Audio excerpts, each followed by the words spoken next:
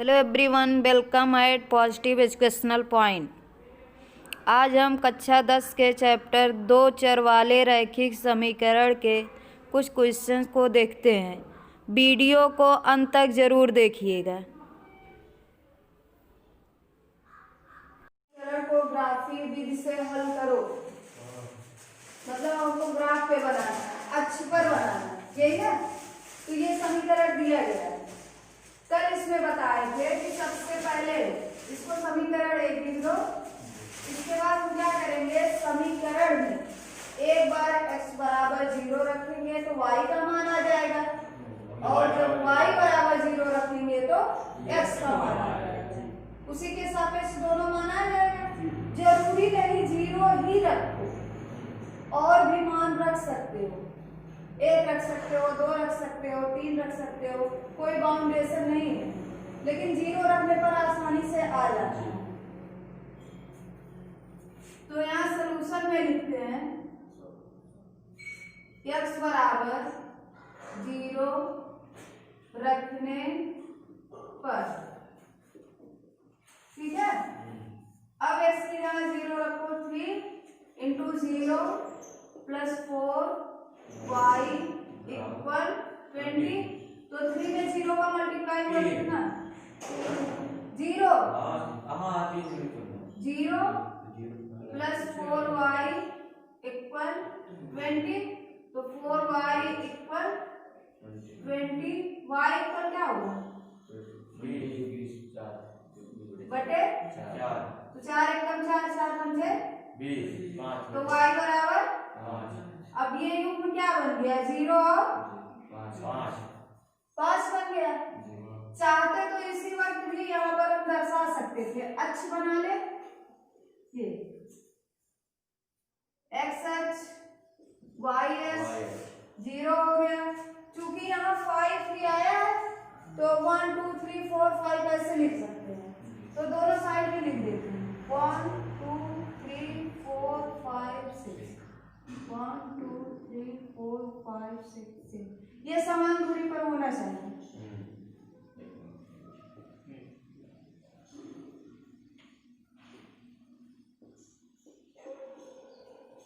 ये गिनती इधर से भी लिखी जा सकती है, और ये गिनती यहाँ भी लिखी जा सकती है, इसके लिए कोई दिक्कत नहीं है। हाँ, अब हम 0 और 5 को यहाँ पर दिखा देते हैं कहाँ होगा। x अक्ष पर 0 है और y पर 5 है, तो कहाँ पर होगा, या तो x अक्ष पर 0, y अक्ष पर हमको ऊपर जाने के, यहाँ 5 के पास होगा। यहाँ पर ऐसे डार्क कर दो, डार्क करने के बाद यहाँ लिख दो 0 5, ठीक, इतना हो गया। अब पुनः क्या करेंगे, आपकी बात y बराबर 0 रखने पर, तो अब y की जगह 0 रखेंगे तो ये 3x प्लस 4 इंटू 0 इक्वल 20। तो ये 0 हो जाएगा, यानी खत्म हो गया। तो 3x इक्वल 20 और x इक्वल आ जाएगा 20/3, और 3 से ये पूरा पूरा कटेगा नहीं, तो दशमलव में देखो तो कितना आएगा, 3 6 18, 2 अभी बचा है, फिर दशमलव लगाएंगे, फिर 20 हो गया, 3 6 18, बस 1 या 2 अंक तक, फिर आगे 6 6 ही आएगा, ठीक है।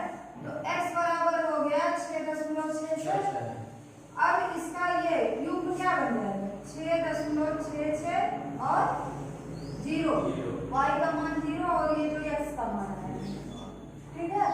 अब इन दोनों को क्या करेंगे, आगे जा करके अक्ष पर दिखाएंगे। तो अब की बार कौन 0 है, 0 है, y है, तो y वाला इसका मतलब y अक्ष पर नहीं जाएगा, केवल कौन से अक्ष पर जाएगा, x। तो x अक्ष पर देखो यहाँ पर 6 है, ठीक है, 6.6 है। तो इसका मतलब ये जो 5 और 6 होते हैं, या तो आगे 7 आएगा, इनके बीच में 10 लाइनें और होती हैं, होता है ना। तो इसका कहने का मतलब यही है, 6 के बाद 6 लाइन और ले लेंगे, तो यहाँ पर 6 हो गया, और 6 लाइन इसी के आसपास यहाँ कहीं बीच में कर देते हैं। चाहो तो उसके बीच में 10 लाइन करके 6वां लाइन ले सकते हो, बीच में उसके आसपास कर दो, ठीक है। तो अब ये जो हो जाएगा 6.6 और 0, ठीक है। अब हम इसको क्या करेंगे, 0.5 को 6.6 को मिला देंगे, तो यहां से इसको ऐसे मिला देंगे।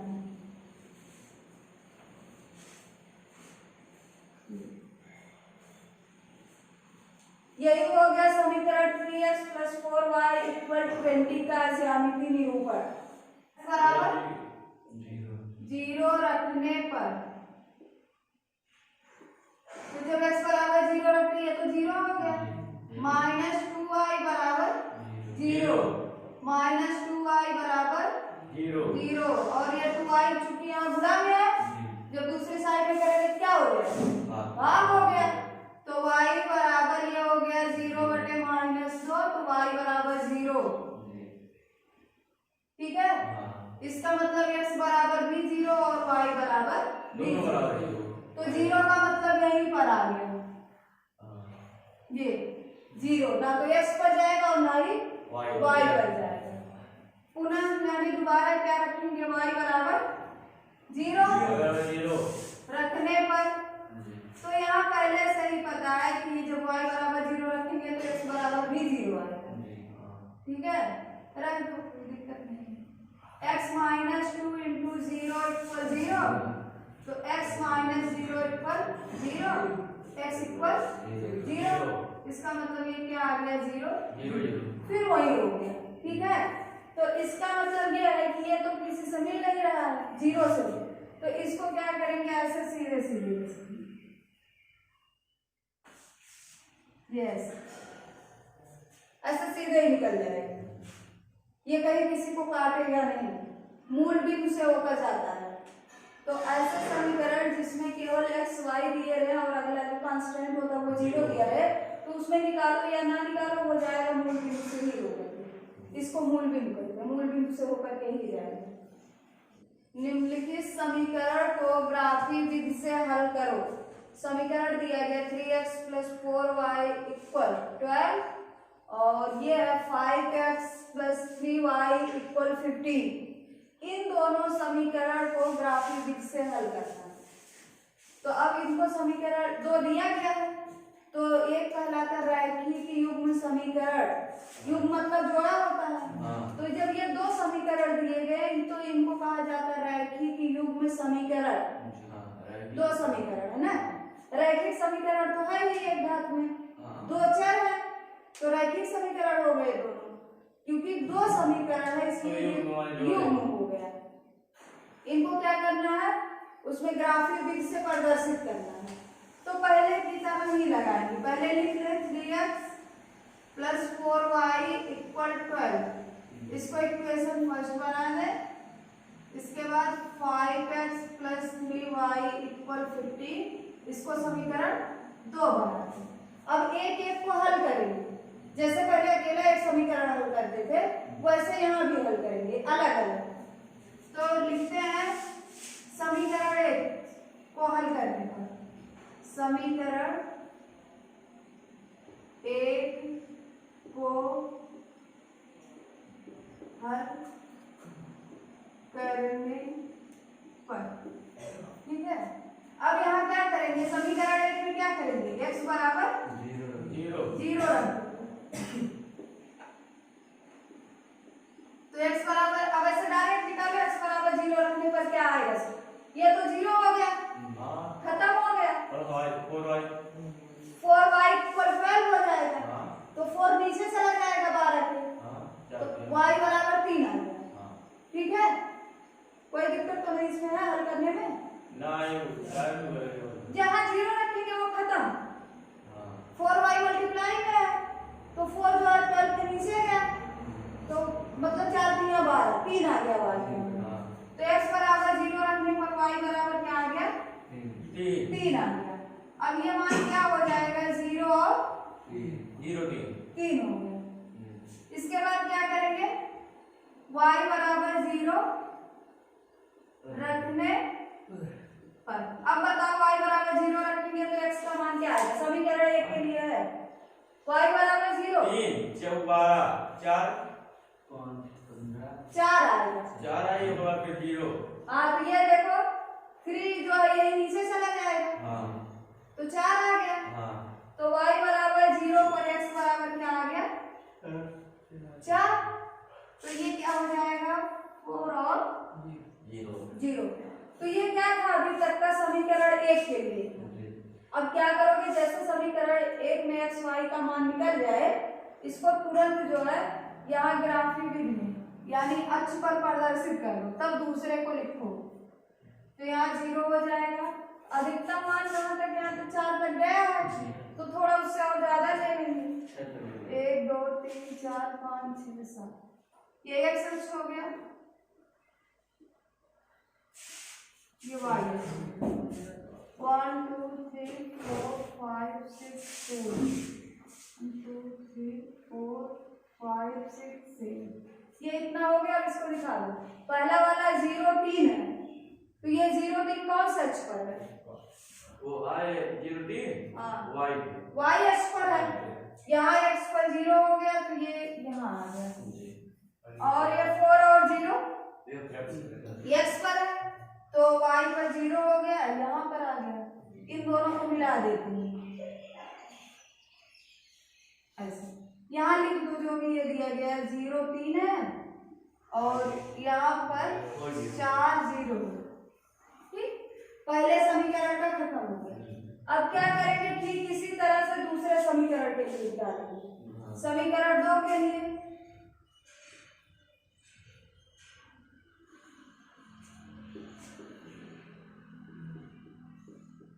समीकरण 2 के लिए निकालो क्या करो x बराबर 0 रखने पर y का मान क्या आएगा देख करके बताओ 0 पाई कितना आएगा x बराबर 0 यही ना। हाँ x बराबर 0 तो इसके बाद 15/3 3 + 15 5 तो इसका मतलब y बराबर हो गया 5 और ये हो गया 0 5। अब y बराबर 0 रखने पर कितना आएगा 0 3 ये आ गया 0 0 तो है इसका मतलब x बराबर 3 यही ना। कोई दिक्कत नहीं हो रही है। पहले जो समीकरण हल किए गए थे सेम उसी तरह से हल करना है। तो यहाँ पर हो गया 3 0 यही है ना। अब यहाँ पे दोनों मान आ गए। अब इसको यहाँ पर प्रदर्शित करेंगे। चलिए देखते हैं पहले ये 0 5 कहाँ होगा 0 पाई y अक्ष पर तो ये हो गया 0 5। इसके बाद ये 3 0 x अक्ष पर यानी यहाँ पर होगा तो इसको लिख देते हैं 3 0। इसके बाद दोनों को मिला दो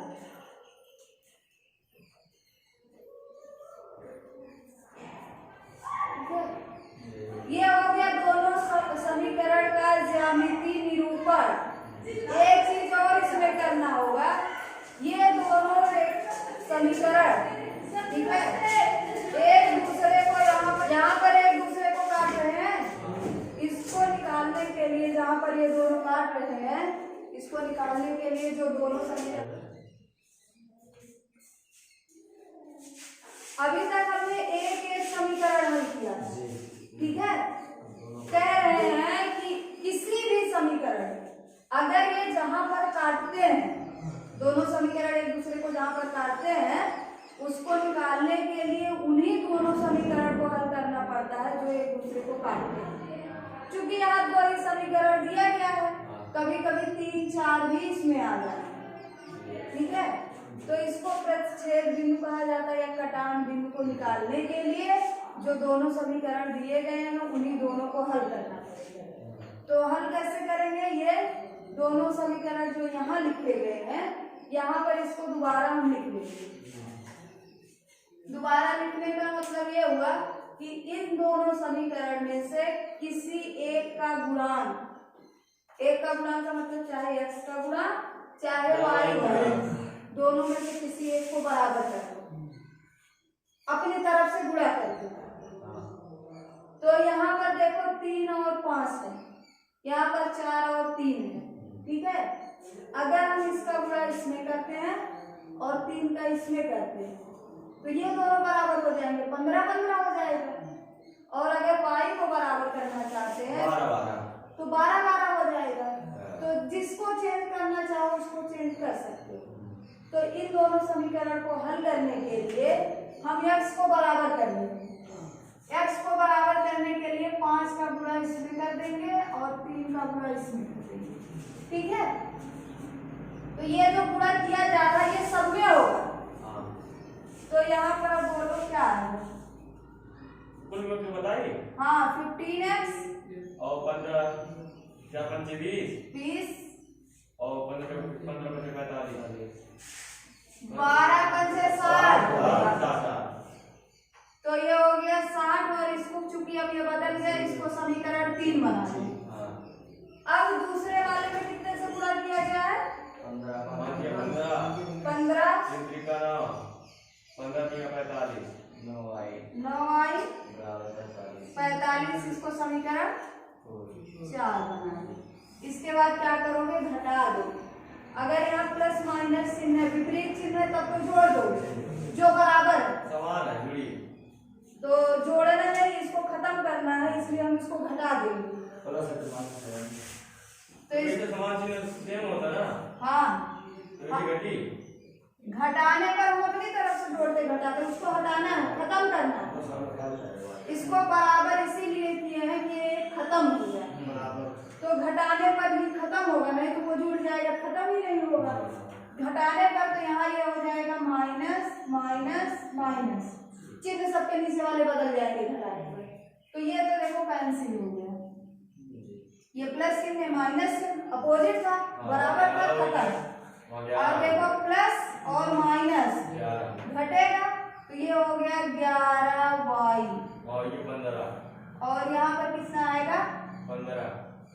ठीक, तो यहाँ से y बराबर हो गया 15/11 जो कि लगभग कितना आएगा? 1.11 कम 11 वैसा कितना? 4 बचा 40 मतलब 33।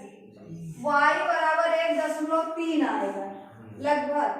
अब क्या करेंगे? यही y का मान ले जा करके समीकरण 1 में या समीकरण 2 में रख देंगे, ठीक है। इतना आया का मान समीकरण 1 में रखने पर, ठीक है। तो जब यही y का मान समीकरण 1 में रखेंगे, समीकरण 1 बना था गुणा करने के पहले का, ठीक है। तो वही जो है y की जगह 1.3 ले जा करके रख देंगे। तो चाहे जिसमें रखोगे वही आएगा, तो ये पहले वाले में रख देंगे, ठीक है। यहाँ ऊपर लिख दे रहे हैं, पहले वाले में रखेंगे तो 3x प्लस हो जाएगा 4 × 1.3 इक्वल 12। देखो यही तो है y का मान। y का मान रखना है समीकरण 1 में, ठीक है। अब उसी को हल कर दो। 3x प्लस 4 × 12 के 82 4 × 4 यानी 5.2 बराबर 12। तो 3x बराबर ये हो जाएगा 12 माइनस 5.3x इक्वल। अब इसको घटाओ कितना आएगा?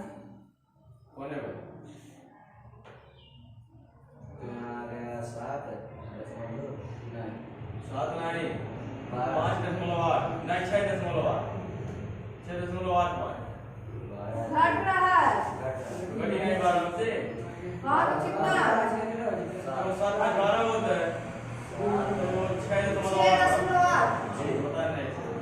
तो ये हो जाएगा 6.8। x बराबर 6.8/3 और इसको काट दो, 3 दूनी 6 समथिंग करके आएगा दशमलव के। तो x बराबर हो गया 2.2। तो ये जो x का मान आया और y का मान आया है वो यही आया है कि यहाँ पर ये जो काट रहे हैं वहाँ x पर 2.2 की दूरी है और y पर 1.3 की दूरी है, ठीक है। अब देखो 2.2 का मतलब ये हुआ कि ये देखो अगर मिलाओगे ये जो काट रहा है ऐसे ये चीज है 2 यही है तो इसके बाद ये 2.2 रहेगा और इसमें जो कह रहा है वो 1.3 कह रहा है। इसका मतलब 1 यहाँ है 1 से थोड़ा ज्यादा यहाँ कहीं होगा। ये देखो इन दोनों को जहाँ मिलाएंगे ऊपर 1 ठीक है तो ये 2.2 और 1.3 पर प्रतिच्छेद कर देते हैं ठीक है।